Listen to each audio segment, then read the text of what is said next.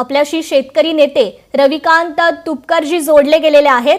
रविकांतजी, एकीकडे शेतकरी आत्महत्या करतायत, मात्र कृषी मंत्री रमी खेळताना दिसतात असा व्हिडिओच खरं तर आमदार रोहित पवारांकडून हा ट्विट करण्यात आलेला आहे। हे ट्विट आता समोर आलंय, काय आपली पहिली प्रतिक्रिया? नाही, सार्वजनिक जीवनात जी माणसं काम करतात ना, त्यांनी खूप जबाबदारीने वागलं पाहिजे। खाजगी जीवनात तुम्हाला कसं वागायचं तो तुमचा प्रश्न आहे, पण सार्वजनिक जीवनामध्ये जी माणसं काम करतात, सामान्य लोकांनी कसंही वागलं तरी चालतं, पण पदावरच्या माणसांनी खूप जबाबदारीने वागलं पाहिजे असं माझं मत आहे। आणि विशेषतः त्यांचं पद हे जबाबदारीचं पद आहे। ज्या खात्याचे ते मंत्री आहेत त्या खात्यातले किंवा त्या क्षेत्राशी संबंधित लोक आत्महत्या करतायत, लोक अडचणीत आहेत, अशा वेळी त्यांनी खूप जबाबदारीने वागावं, इतरांना आधार देणारं वागावं। आणि जेव्हा तुम्हाला एखादी चेअर मिळते तेव्हा तुम्ही रिस्पॉन्सिबल पर्सन असता, तेव्हा तुम्ही वाटेल तसं मनात आलं तसं वागू शकत नाही। तर समाज तुम्हाला फॉलो करत असतो, समाज तुम्हाला बघत असतो, परंतु दुर्दैवाने तसं होताना दिसत नाही। सरकारमधले अनेक मंत्री ते वाटेल तशा पद्धतीने वागतायत।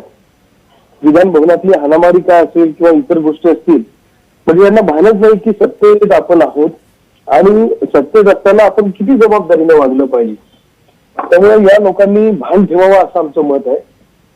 आणि तुमचा काय आदर्श लोक घेतील, पुढच्या पिढ्यांनी तुमचा काहीतरी आदर्श घेतला पाहिजे। अमुक अमुक मंत्री असे होते का, अमुक आमदार असे होते, काय सांगतील पुढची पिढी? नवीन पिढी काय सांगेल पुढच्या पिढीला? ते सांगतील ते पत्ते खेळत होते, ते असे होते, ते असे मारामाऱ्या केल्या यांनी। त्यामुळं मला असं वाटतं की या सगळ्या लोकांनी जबाबदारीने वागणं खूप महत्वाचं आहे।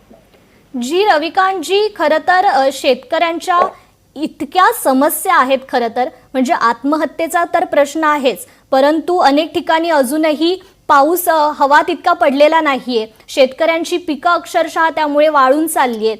ही अनेक अशा समस्या आहेत। आपण शेतकरी नेते आहेत, या दृष्टीने कृषी मंत्र्यांची काहीतरी जबाबदारी असते।